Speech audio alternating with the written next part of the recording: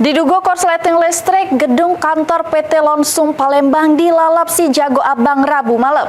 Kobaran api yang besar dengan cepat ngangus ke segala isi kantor, ninggal ke puing-puing peralatan kantor sama dokumen.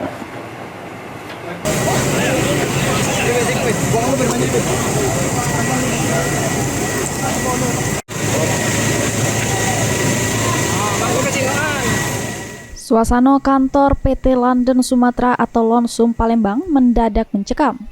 Sesudah kobaran api melalap lantai 2 gedung Rabu malam, puluhan petugas damkar dikerahkan untuk memadamkan api supaya tidak meluas ke bangunan sekitar.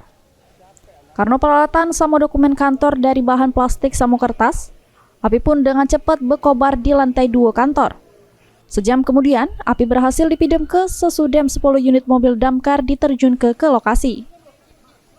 Polisi nyebut api diduga berasal dari pendingin ruangan atau AC yang tertinggal juru keadaan edop sehingga menyebabkan korsleting listrik. Sebelum api besar, sempat terdengar suara ledakan dari lantai 2 kantor.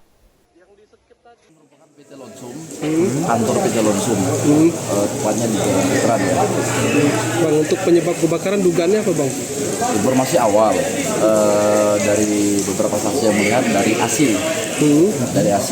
kantor dalam keadaan kosong. Kemudian ketika security sedang di pos, mereka mendengar ada suara ledakan. Kemudian setelah dicek ada asap dan api. Kemudian langsung menghubungi polsek dan polsek kami langsung ke sini dan menghubungi pemadam. Kemudian segera dilakukan pemadaman. Itu dari lantai berapa bang? Lantai 2. Lantai 2 bang. Api tidak sampai meluas ke bangunan sekitar, tidak ada korban jiwa jero insiden kebakaran ini. Sementara untuk kerugian masih belum bisa diperkirakan. Mulyadi, PAL TV.